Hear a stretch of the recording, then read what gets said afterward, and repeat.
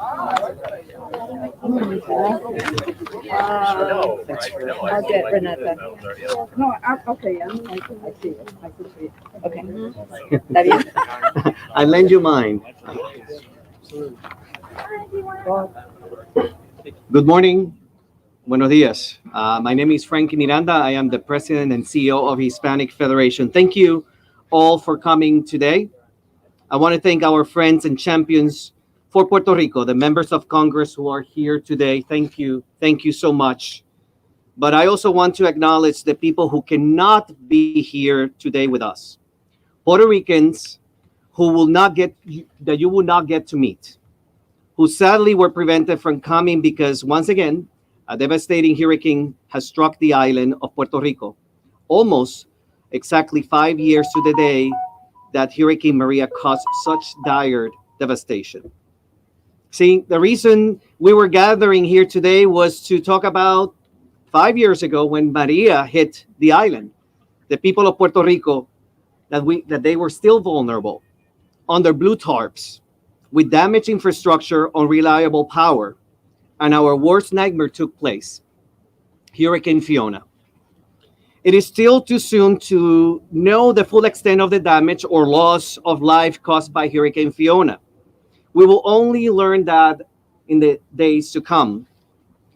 What we do know is that Hurricane Maria, the loss of life continued after the hurricane left, largely because people did not have access to electricity, which powered their oxygen or dialysis machines, or kept their insulin cold, or they could not travel to get medical care, or because hospitals themselves did not have electricity to treat patients.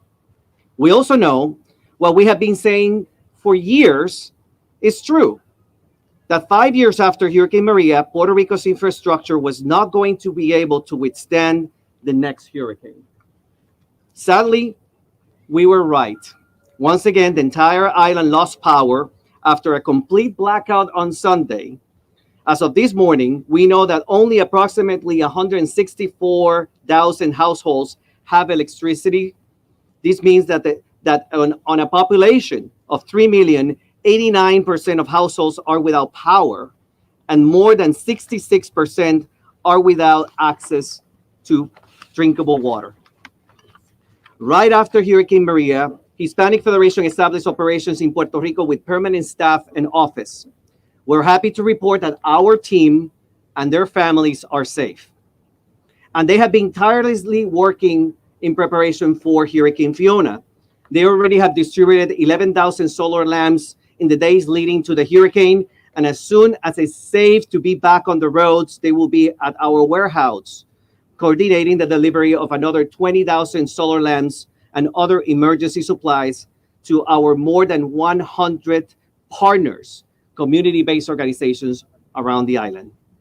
We also deliver power generators to some of the island's most vulnerable patients on dialysis. And we plan to distribute more in the days to come. We have also immediately launched a fund of $100,000 emergency assistance to respond to the immediate needs of the most vulnerable on the island throughout our network of community-based organizations that was created 5 years ago when local government collapsed and the Trump administration failed the people of Puerto Rico. These are the organizations that step in to care for the sick, feed the hungry, and provide support in the midst of so much despair. We hope that people across the country will support these efforts, and so that we can do more, because we know that the need is great. I'm happy to say that the Puerto Rico central government's response is working much better this time, and some lessons have been learned. However, depending on which community we're looking at, the need range from being safe to dire, especially within the most vulnerable and disadvantaged communities, and for residents who were still living under blue tarps or who are still waiting for their homes to be repaired since Hurricane Maria. No matter how effective government response is, we will always need community-based organizations to reach the most vulnerable. One of our main asks to the federal government is to facilitate the delivery of aid and money to nonprofits on the ground who in many cases can access and provide and supply the needs and distribute the aid faster and more efficiently than government is able to. Our top take action for Puerto Rico policy priority continues to be to push Congress and the administration to use federal dollars wisely to build a resilient Puerto Rico. The island has received the largest grant in FEMA history, over $12 billion, to rebuild its energy grid. Congress should use its oversight authority to ensure that the money is being invested in plans that will help Puerto Rico reach its own legislative set goals to be 100% renewable energy by 2050. Instead, as we speak, plans are being put forward by a private company, energy company, Luma, to continue investing in and keeping Puerto Rico energy grid dependent on fossil fuels. This is a travesty, and Congress and the Biden administration must put a stop to it. The U.S. Department of Energy own study have found that rooftop solar energy can meet up 85% of Puerto Rico households' energy needs. Yet pennies and excuses are keeping that from becoming a reality. One small but potent example of the difference of rooftop solar systems can make: since 2018, HF and partners have been installing solar energy system on federally qualified health clinics across Puerto Rico. Yesterday, we were able to reach a few of the centers and confirm that the systems are functioning as intended and that the emergency and critical services are fully operational despite no power coming in from the electric grid. This is why we say solar save lives. Our campaign will continue to bring together people, organizations to raise awareness and stimulate collaboration and take action around critical issues for Puerto Rico 5 years after Hurricane Maria and Irma devastated the island. This includes a just and sustainable recovery, equity, an end to the discrimination by federal government, and a returned democratic self-governance for Puerto Rico by repealing PROMESA and putting an end to the Financial Oversight and Management Board for Puerto Rico. And now I want to introduce a great friend of the Federation and a champion of Puerto Rico, Senate Majority Leader Chuck Schumer. Thank you, Frankie. Thank you. Thank you, Frankie, and it is good to be here. I once again want to thank you, Frankie, the Hispanic Federation, all your concomitant members for the great job you are doing. Bringing the supplies and generators to those who desperately need them most is so important. Dios te bendiga. God bless you for what you are doing. Now, this had been planned before Fiona. We were supposed to be here today to mark the 5th anniversary of Hurricane Maria, a devastating weather event, the deadliest natural disaster to hit a U.S. territory in 100 years, the deadliest. Not second, not third, the deadliest. As many of you remember, Maria exposed the weaknesses of the infrastructure on the island and the callousness, remember the paper towels? Yeah. The callousness of the federal response by the Trump administration. Despite the shameful disdain and ineptitude of previous administrations, I am glad to say that along with my colleagues here, Senators Blumenthal and Menendez in the Senate, and my colleagues, Congress members from the House, we were able to deliver $21 billion to our fellow citizens in Puerto Rico to deal with housing, healthcare, water, and half of it went to power. As Frankie mentioned, $12 billion. So this is not a lack of money. But let me say this, listen to this. According to GAO, of that $21 billion, only 2% of the money has been spent. 2%, when the island was already devastated by Maria, and lay it open to even more devastation by Fiona since things weren't fixed. Is that outrageous? While in large part that was due to the Trump administration's callousness, inaction, and intransigence, it's also because of the ongoing conflict on the island for what resources should power Puerto Rico, because $12 billion of that was for getting a new power grid. Half of that funding, more than half, to rebuild the grid devastated by Maria. And while the Department of Energy, FEMA, and HUD are working to support that effort, the ongoing conflict between PREPA, LUMA, and the Puerto Rico Energy Bureau has hamstrung those efforts. Instead of getting power to the people, instead of making it a resilient grid, a locally based grid, they're busy fighting with each other. It's outrageous. Specifically, the Puerto Rico Energy Bureau has approved a plan for 40% renewable energy by 2025, and PREPA has fought back, pushing on greater use of natural gas. In an island that is so susceptible to natural disasters, it is ridiculous to have the energy generated on the south side of the island and then using old-time cables and wires over mountains where the hurricanes hit to bring it to the north side makes no sense. We need resilient power. We need the power right where it is generated, by solar energy, by rooftops, by non-pollution. That's what we need. I've long pushed, alongside of almost everybody here today, for a grid that reflects the call of the people, that is resilient to storms, because it is made up of microgrids, local grids.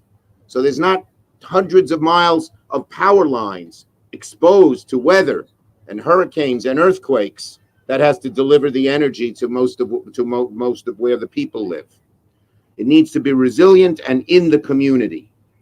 And we need to make sure that these microgrids and distributed resources are what is used, that what our $12 billion is used for.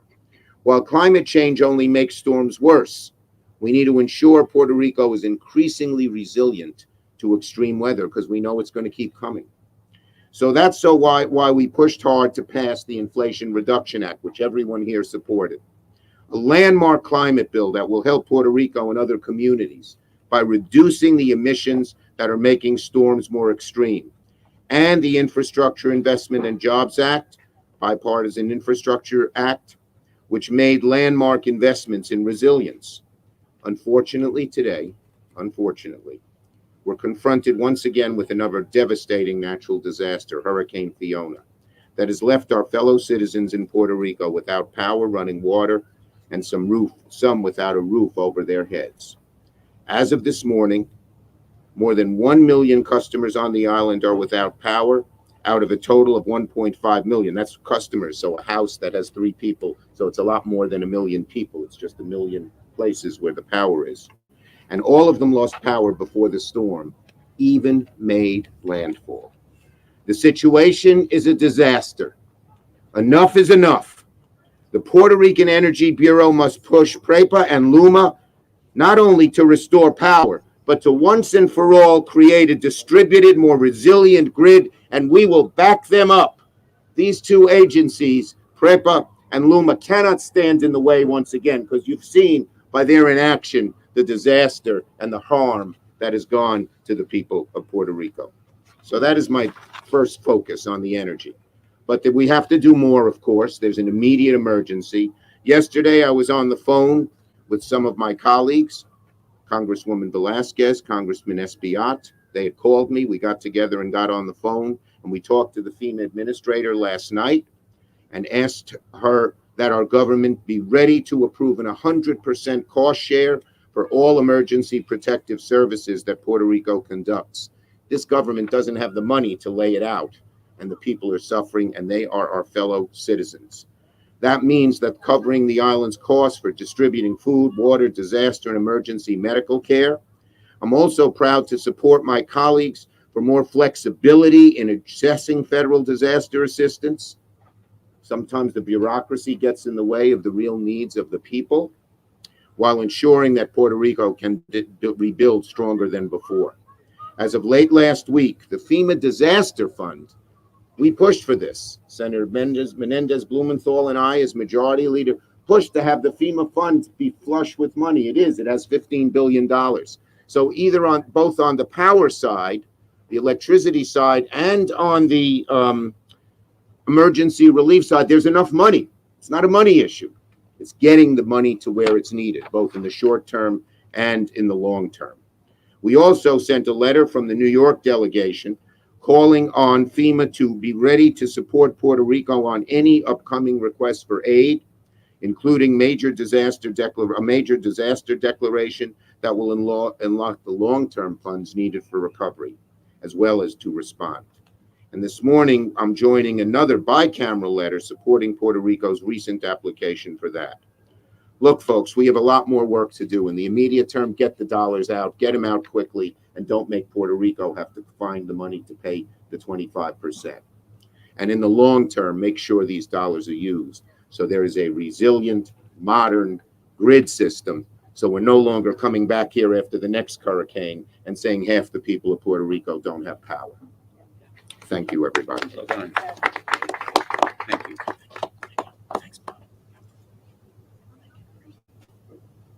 Thank you, Senator Schumer, very much for your leadership and for expressing what so many of us believe. We're going to move to our next champion for Puerto Rico, Senator Kirsten Gillibrand, who has also been a leader in the fight to help the island, help the people recover from Maria, and I'm sure will continue those efforts now. Thank you. I want to thank the Hispanic Federation and Frankie Miranda for the leadership, for shining the spotlight where it needs to be shown, to make sure that Take Action for Puerto Rico campaign advocating is not advocating alone.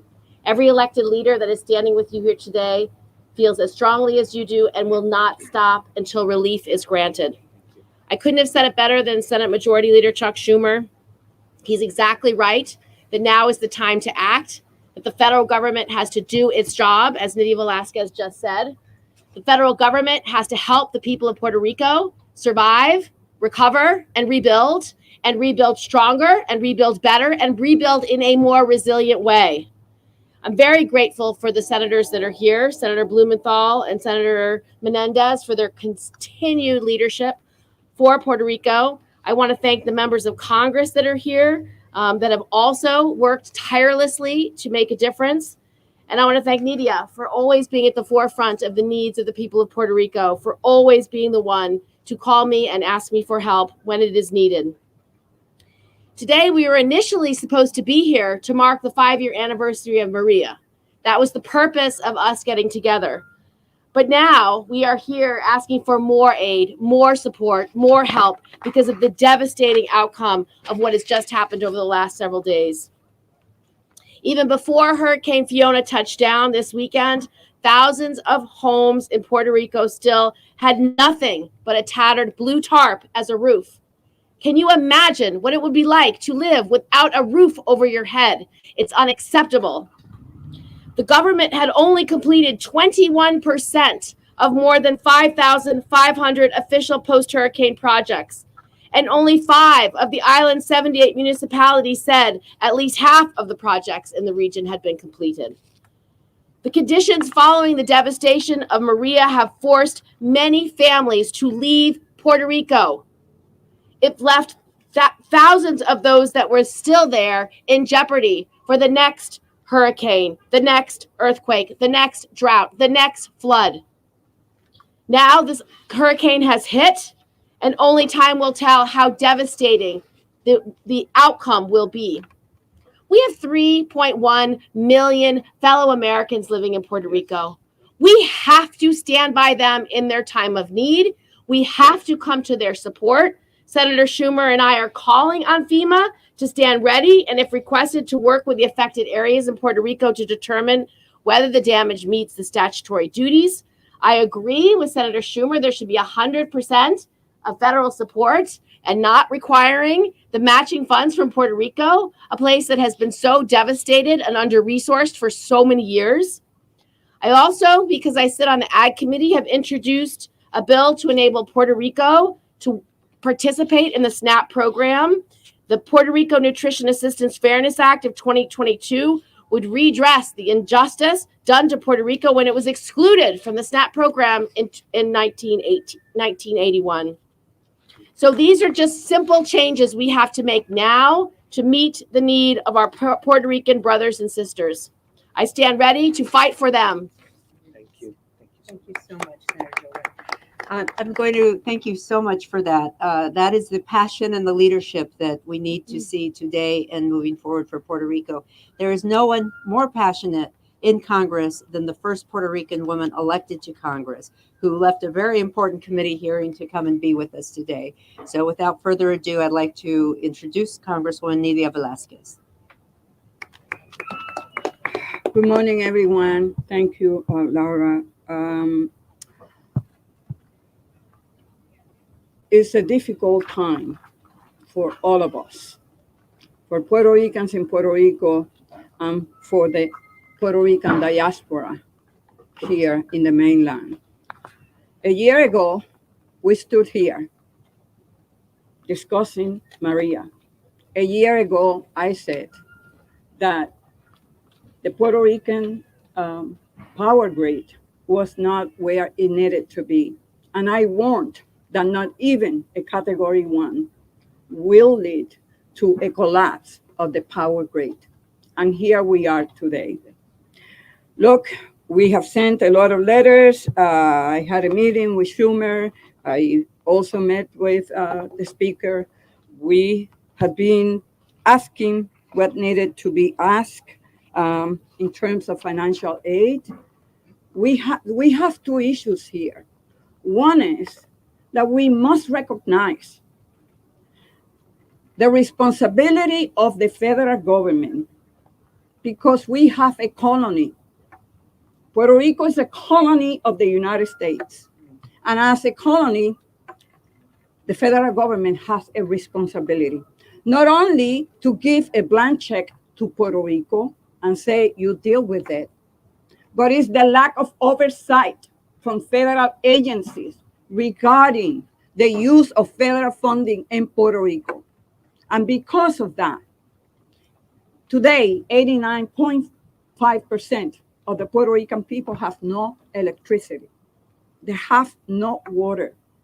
People are, I don't know how many people have died already, and we don't know how many lives will be lost as a result of Fiona. So I am asking the U.S. Congress to pass a supplemental to provide the assistance that Puerto Rico needs. We don't know yet how much it has to be provided.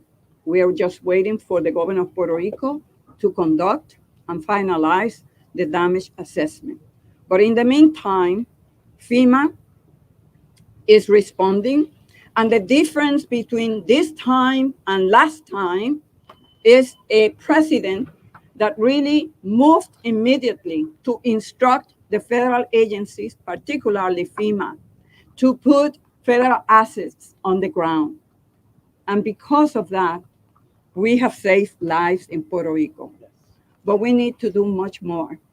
And let me just say this to the government of Puerto Rico, and Senator Schumer is correct. We need to put all the pressure to make sure that Puerto Rico moves from fossil fuel to a more resilient energy source. And that is the issue. Otherwise, we're going to be here again and again because climate change is a serious issue that is not going to go away, particularly in terms of the Caribbean islands that suffer the brunt of any climate change with all these hurricanes going in their way. So I just want to conclude by saying, if this is not enough evidence that the contract with Luma to privatize the electrical grid is failing, then I don't know what is.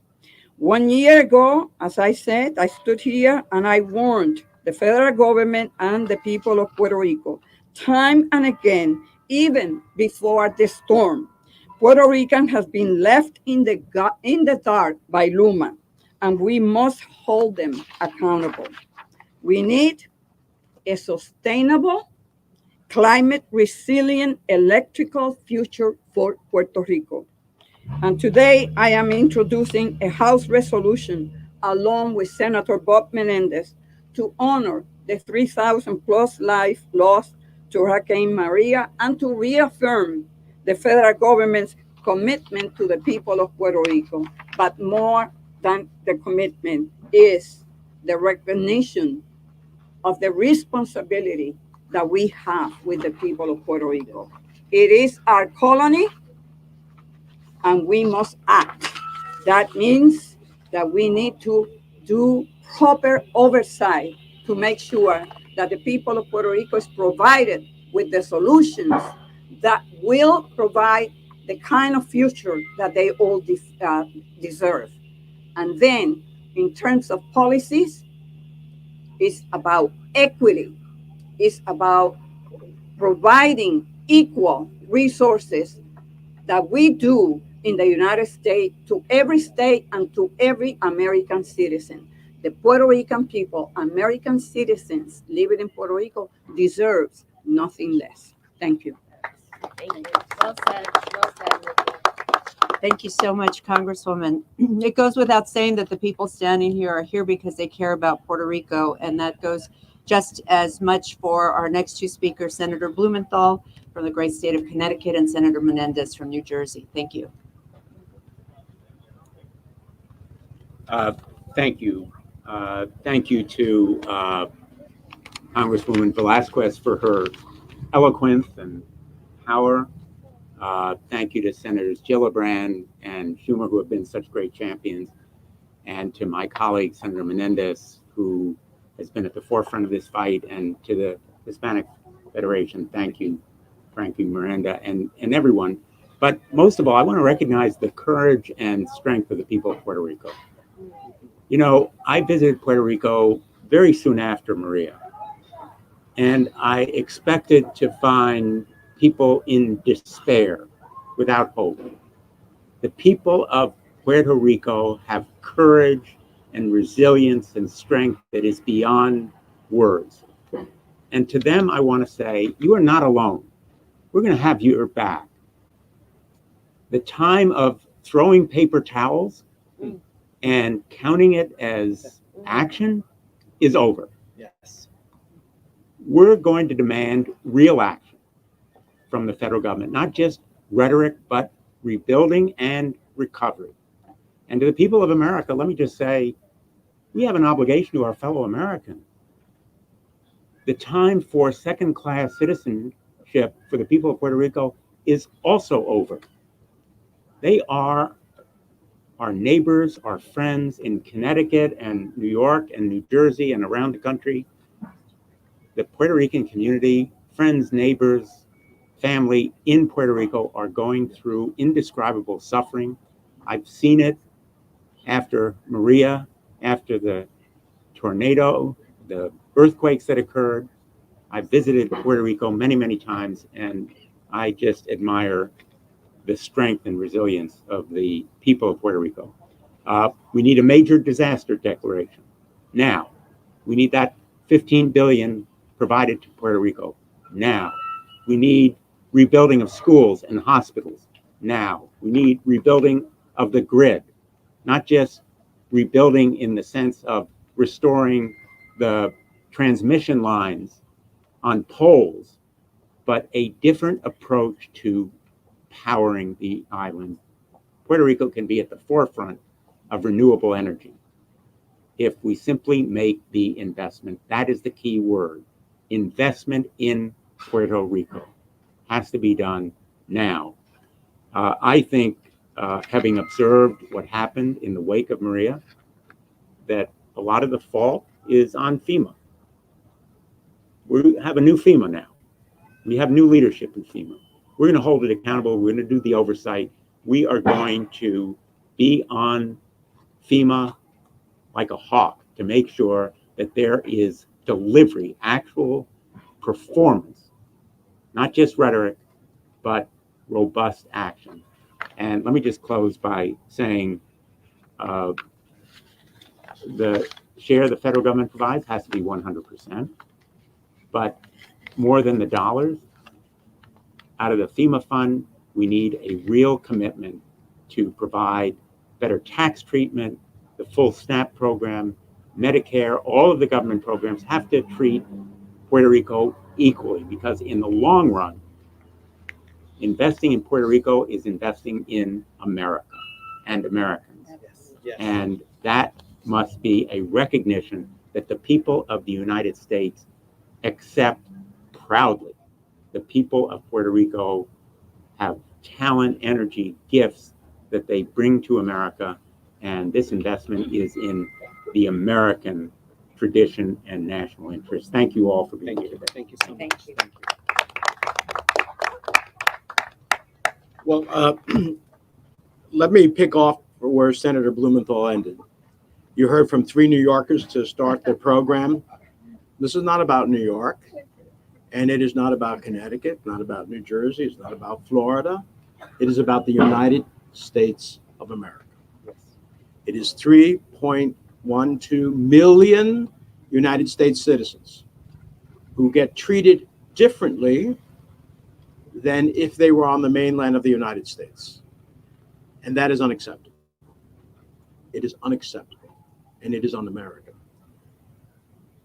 Puerto Ricans put on the uniform of the United States and have served in every conflict in its history. The most decorated military unit, the Borinqueneros, actually got a Congressional Gold Medal. But a gold medal means nothing if you don't treat your fellow citizens in a way that is dignity and respect. So I'm glad that we have many colleagues of the Senate now. At one time, I felt rather lonely advocating for Puerto Rico. I was considered Puerto Rico senator. I remember in 2000, 5 years ago, I had a codel, a bipartisan codel, to go see Huracán Maria. And unfortunately, the Trump administration canceled my military plane to go, thinking that somehow I wouldn't go. I got myself on a relief flight, and I showed up in Puerto Rico. And I still have the images today. I keep them on my phone. Hundreds of images of communities devastated, of bridges washed out, of homes destroyed. It reminds me every day. So while this was supposed to be a commemoration, it actually is another call to action.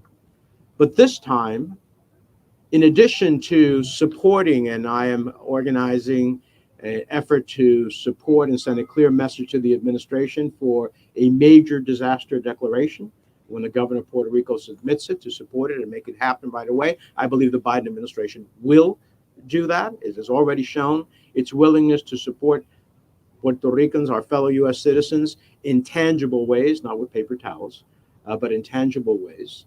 But it needs its support.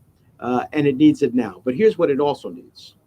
It needs Congress to exercise its oversight and its effort to ensure that doesn't matter that you appropriate disaster money if it doesn't end up going to the people of Puerto Rico, if it doesn't create an energy grid that is resilient so that whenever the next hurricane or natural disaster comes, the lights stay on. The lights stay on. So I'm all for, I have been biggest champion. I was against, the oversight board. I led a mini filibuster on the Senate floor against it. I didn't think it was right. But I got to be honest with you. The federal government has to get its act together, and the government of Puerto Rico has to exercise efforts over those energy entities to ensure relief for the Puerto Rican people. This is an all hands on deck and no finger pointing, and get the job done. So I will close by saying this: basta ya, basta ya, basta ya. Aceptamos, no es falta de recursos para ayudar al pueblo de Puerto Rico. Tenemos billones, no millones, billones de dólares otorgados para Puerto Rico en la previa Huracán María, pero no hemos visto ese dinero ser usado en favor del pueblo puertorriqueño, en favor de un sistema de energía que va a garantizar que no importa qué huracán, qué terremoto viene, que actualmente las luces van a mantenerse y la realidad de los puertorriqueños va a ser una de prosperidad y oportunidad. Así que esta vez, en adición de otorgar y abogar por dineros federales para Puerto Rico de nuevo, tenemos que asegurar que ese dinero llega, que sea usado, y si tenemos que usar el poder del gobierno federal para realizar eso, que sea así. porque los puertorriqueños no pueden esperar más como ciudadanos americanos de este país, como ciudadanos americanos de este país. Para mí esto es un tema personal. Mi hermano vive en Puerto Rico, sufrió por María y está sufriendo ahora, no he podido hablar con él. Así que no es un concepto aparte de la realidad, es un concepto de uña y carne.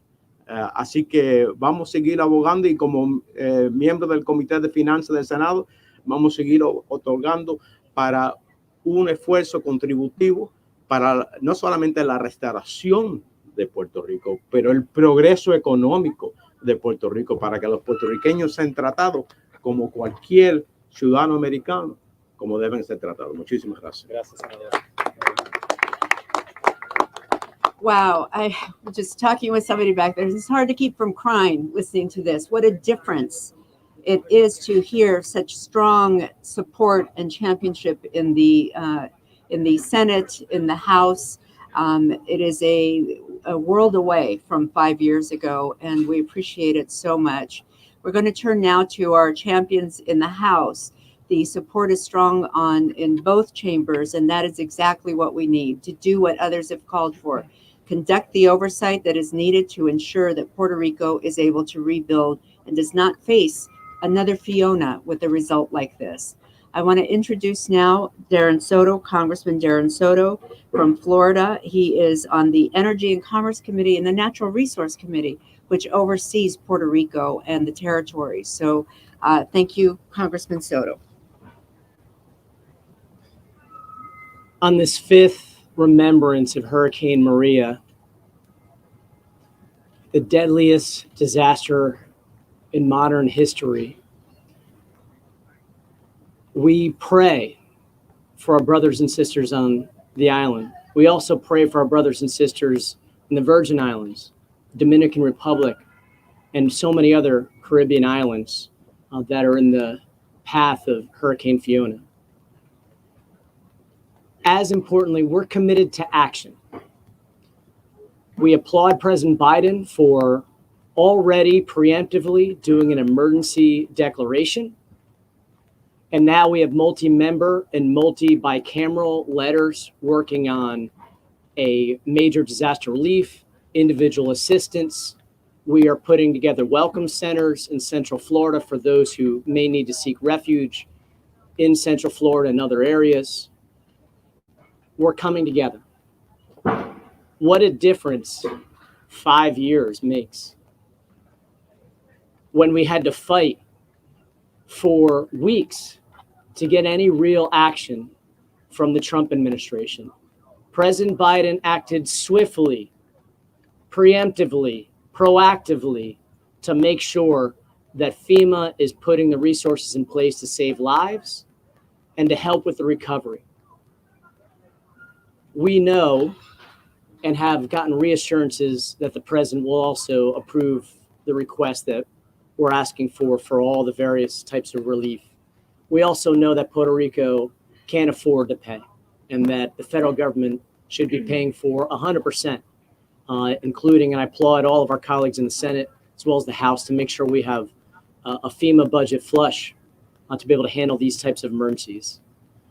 The last thing I'll say is this is all the more important why we continue to combat climate change with the Inflation Reduction Act, with the infrastructure law, where we treated Puerto Rico equally, because these storms are going to continue to get worse, like the wildfires out west, like the flooding in the southeast.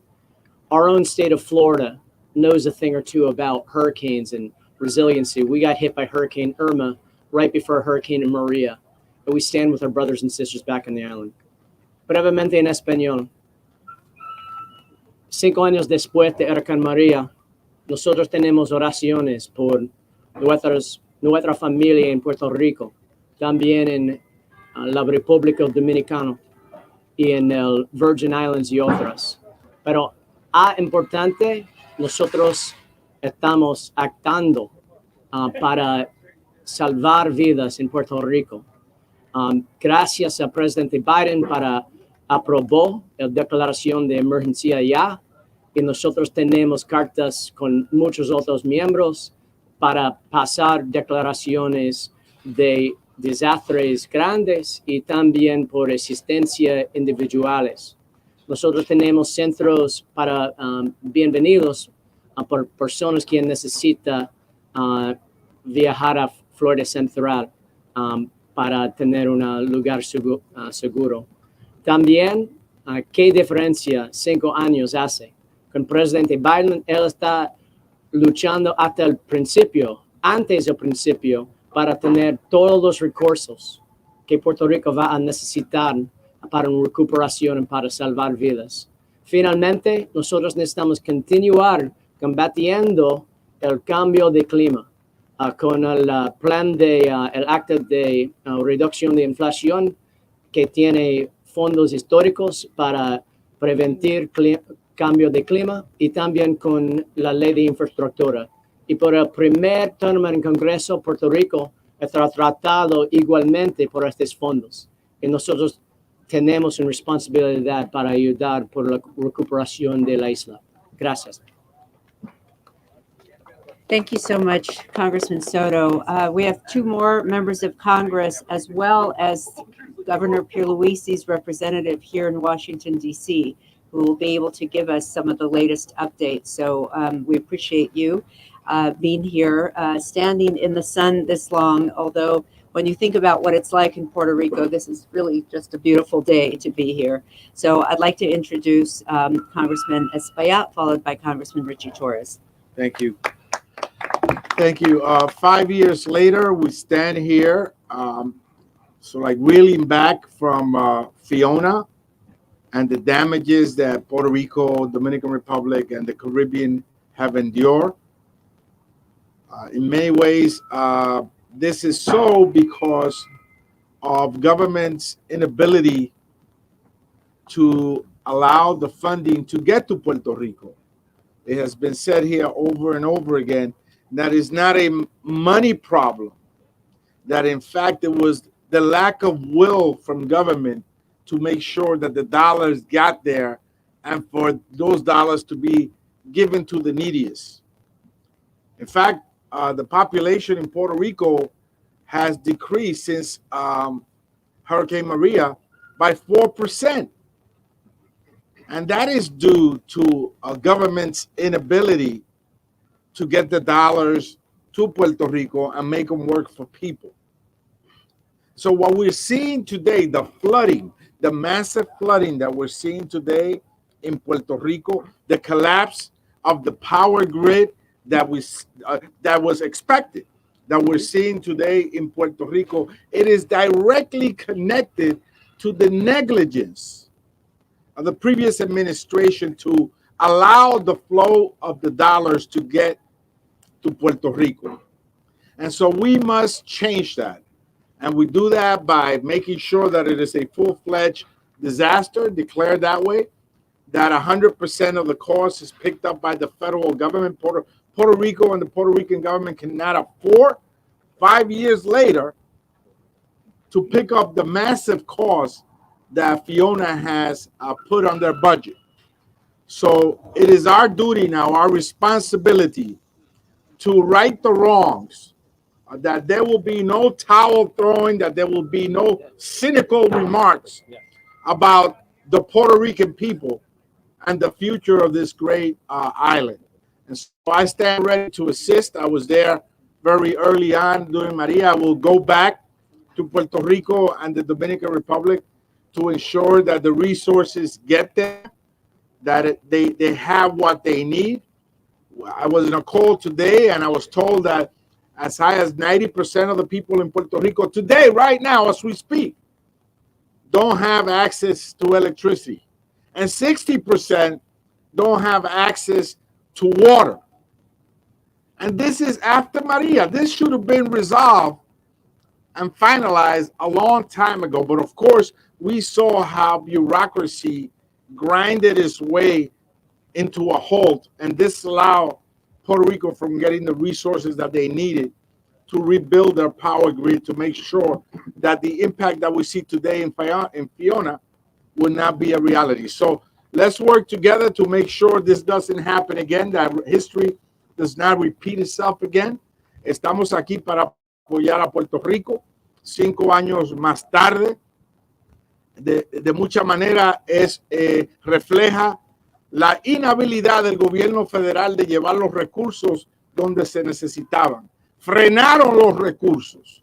No es una falta de dinero, es una falta de voluntad y una falta de que el gobierno le impida a la burocracia que frene su movimiento hacia adelante y que los recursos lleguen donde los más necesitados. Por eso estamos aquí. Yo tuve una llamada hoy con miembros del gobierno de Puerto Rico y de la República Dominicana y dijeron que tan alto como 90% de las personas no tienen electricidad y un 60% no tienen agua todavía, varios días después de la tormenta Fiona. Lo que quiere decir es que después de María no se tomaron las medidas necesarias para prevenir que esto sucediera. Estamos con Puerto Rico, estamos con el Caribe y vamos a trabajar. Gracias.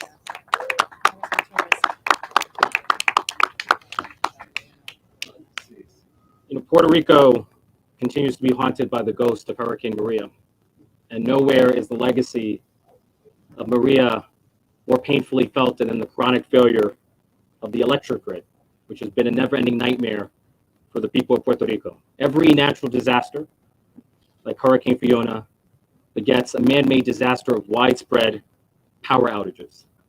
In the wealthiest country in the world, the United States of America, the people of Puerto Rico, American citizens, have no electricity in the worst of times and have no reliable or affordable electricity in the best of times, despite paying the highest electricity bills in the country.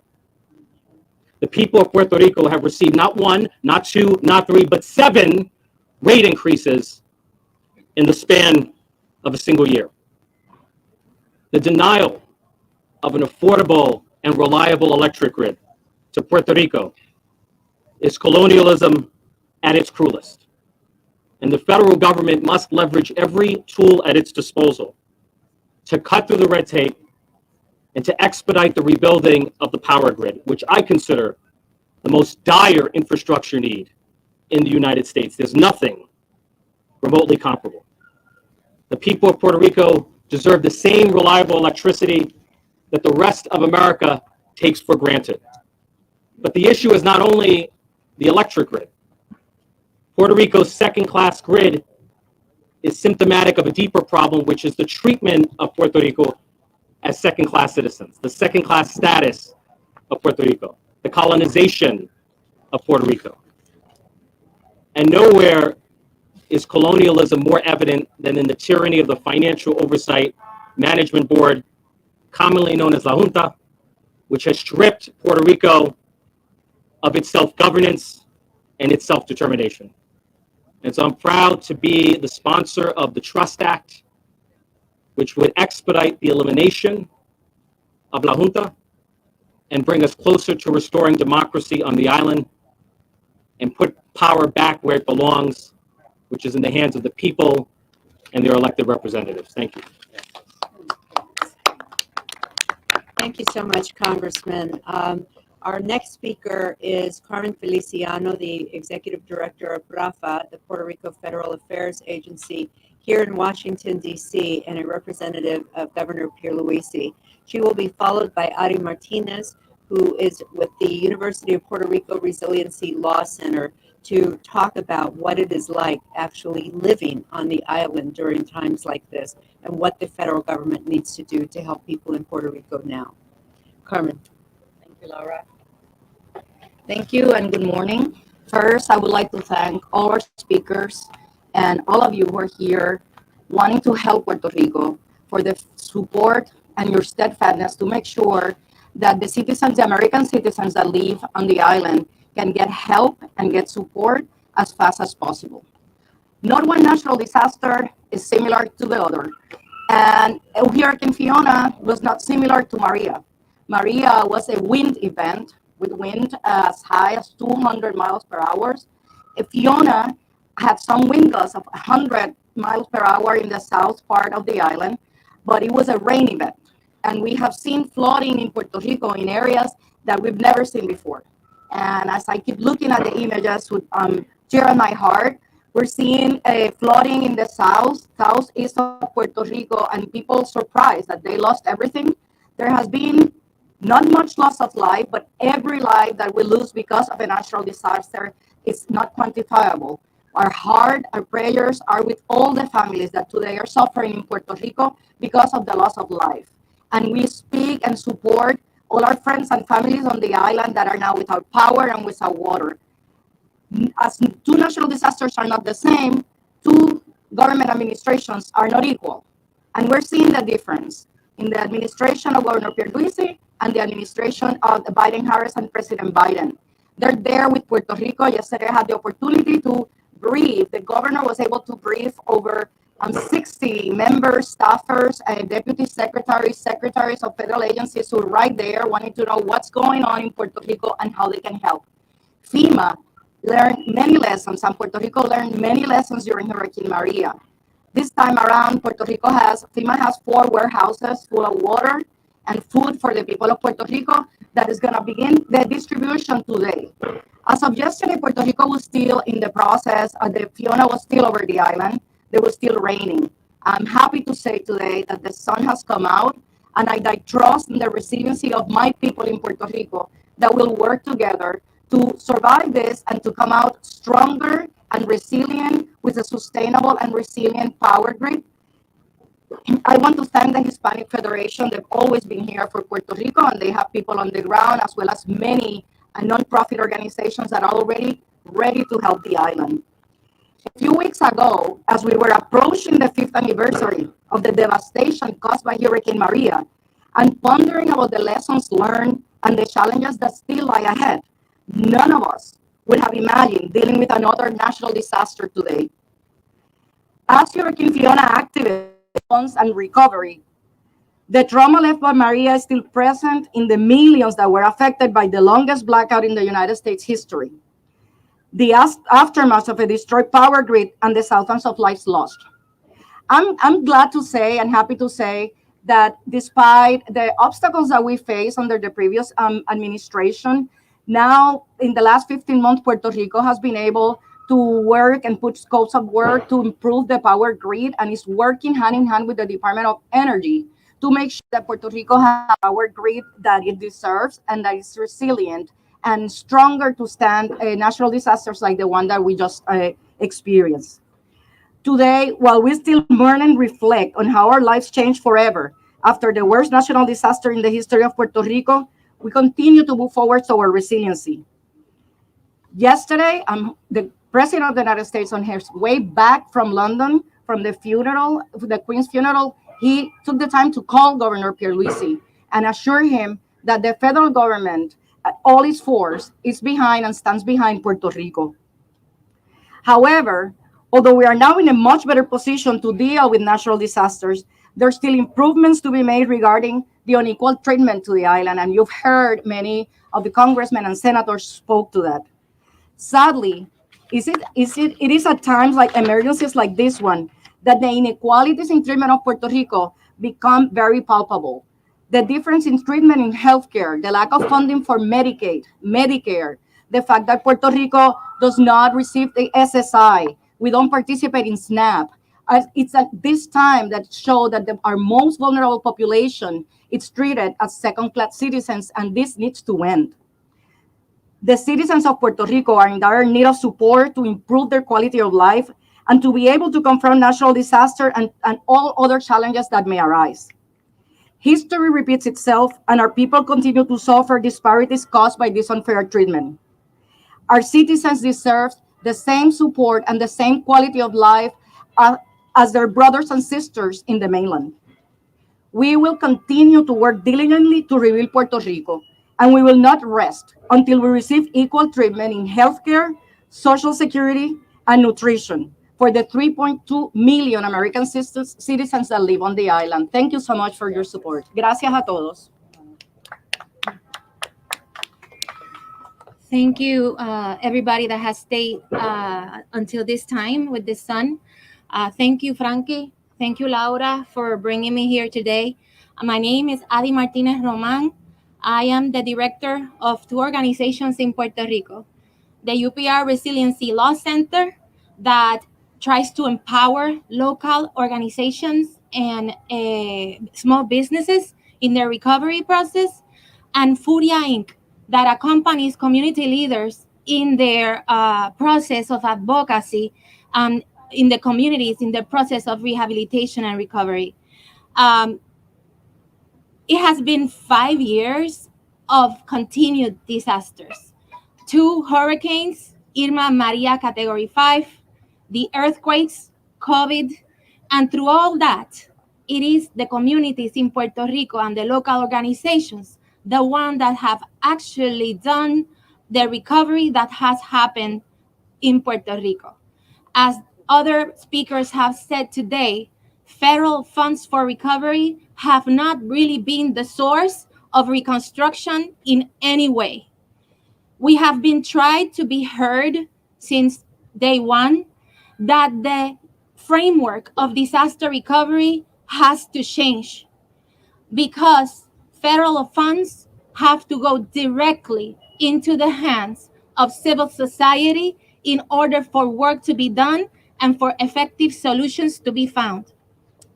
The hurricane that happened now, hurricane one, category 1 hurricane, left all the people in Puerto Rico in the dark. It's not only about not having built an electric grid system, rebuilt an electric grid system, it's about not having listened to civil society in Puerto Rico that had been once and time again demanding decentralized solar-based rooftop microgrids in their communities. This is not new. Studies of viability have been made. We have already presented these to Congress, to FEMA, to HUD, to all the agencies. There has to be direct action. The other disaster, and I received messages from community leaders last night, Sunday night, about being in their homes and waters, getting up to the second level because the flooding has been so catastrophic in the communities this time, even worse than in Hurricane Maria in many places, in many of our communities. We have been calling out since day one after Hurricane Maria for mitigation funds to be used effectively. Waterways in Puerto Rico has to be mitigated, and so that our communities are not continually displaced from their homes because of any storm that happens to Puerto Rico. Flooding is catastrophic because mitigation is not streamlined with reconstruction. Again, local groups, local entities know the solutions of what needs to be done in order for federal funds to be spent in an efficient way, and they are ready to work to raise the red flags necessary to guarantee transparency and the correct use of these funds. But the framework of disaster recovery has to change, and federal government has to realize that it has to work, incorporate language of participation of civil society leaders in the planning processes. If not, you all are going to be wasting money down the drain. And I'm here, and we will bring the delegation that was not able to come this week. We will bring it next week. We're ready to be heard. We are trying to get meetings in the offices of FEMA, of HUD, in the Hill, in order to be heard. So I call for all of you to promote this message and for everybody to open the doors for the Puerto Rican leaders, community leaders that are actually the ones that are doing the job in the ground. So thank you so much, everybody. Thank you. Thank you so much, Adi. As we said in the beginning, we are just heartbroken that the people from the island who are going to be here to tell you firsthand about watching people who depend on dialysis daily come into the center or come into the center after they've missed treatments because power continues to go off and unreliably and die because their bodies do not recover, or from the attorney who represents Emmanuel Rivera Fuentes in the picture here, who has been disabled and bedbound since birth, whose parents are disabled, and the fact that the injustice that they do not qualify to receive the same federal benefits, SSI, that citizens in the US, if they lived in Florida, they'd get it, but because they live in Puerto Rico, they do not. Or from Elizabeth Colon Rivera, who works with housing communities and housing counseling, to tell you about the fact that federal money is being used to entice people to move from their homes instead of being given to them to repair their homes. We're sorry you can't hear their stories, but I encourage you, their statements are linked in our press release. I encourage you to click on those links, read their words, and continue to cover what is happening on the island, not just today, not just because there's another disaster, but going forward to make sure that we do not stand here again next year still talking about the fact that people in Puerto Rico do not have the energy that they need to stay alive, or the water that they need to drink and cook and bathe. It is unacceptable. And the Take Action for Puerto Rico campaign and Hispanic Federation are going to continue to do everything we can every single day to make sure that that doesn't happen. If we have any questions, we're happy to take them. Thank you so much. Thank you for being here.